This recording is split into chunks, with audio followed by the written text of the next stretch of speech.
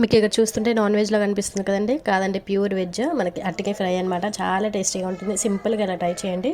ప్యాన్లోకి తగినంత ఆయిల్ వేసుకొని జీలకర్ర ఆవాలు ఇవి కొద్దిగా వేగినాక దీంట్లోకి ఒక మీడియం సైజ్ ఆనియన్, ఒక 3 నుంచి 4 పచ్చిమిర్చి వేసుకొని కొద్దిగా కరివేపాకు కూడా వేసుకొని ఆనియన్స్ మంచిగా ఫ్రై అయ్యే వరకు ఫ్రై చేసుకున్నాక దీంట్లో 1/2 టీ స్పూన్ వరకు పసుపు, అల్లం వెల్లుల్లి పేస్ట్ వేసుకొని పచ్చివాసన పోయేంత బాగా ఫ్రై చేసుకోండి.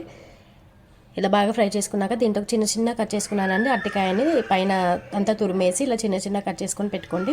ఇవి మనకి తొందరనే ఉడిపోతాయండి. ఒక 10 నిమిషాలు మగ్గించుకోండి. ఇలా మగ్గించుకున్నాక దీంట్లో టేస్ట్ తగ్గట్టు సాల్ట్, కారం, కొద్దిగా ధనియాల పొడి, అలాగే కొద్దిగా కొత్తిమీర కూడా వేసుకొని ఒకసారి బాగా మిక్స్ చేసుకోండి. సో ఇలా బాగా మిక్స్ చేసుకొని ఒక 5 నిమిషాలు మగ్గించుకుంటే ఎంతో టేస్టీగా ఉంటాయి. అరటికాయ ఫ్రై రెడీ అయిపోయింది. చాలా టేస్టీగా ఉంటుంది. మనకి ఈ అరటికాయ ఫ్రై అనేది చపాతీలోకి, రైస్లోకి, దేంట్లోకైనా సూపర్గా ఉంటుందండి. చాలా టేస్టీగా ఉంటుంది. ఉట్టిదైనా తినేస్తారండి. సో అంత టేస్టీగా ఉంటుంది. సో వీడియో నచ్చితే ఖచ్చితంగా లైక్ చేసి సబ్స్క్రైబ్ చేసుకోండి. యూట్యూబ్లో కూడా నన్ను ఫాలో అవ్వాలనుకుంటే యూట్యూబ్లో మా ఇంటి వంట బై రేవతి అని సెర్చ్ చేయండి. ఛానల్ వస్తుంది. ఒకసారి వెళ్ళి సబ్స్క్రైబ్ చేసుకోండి. Thank you.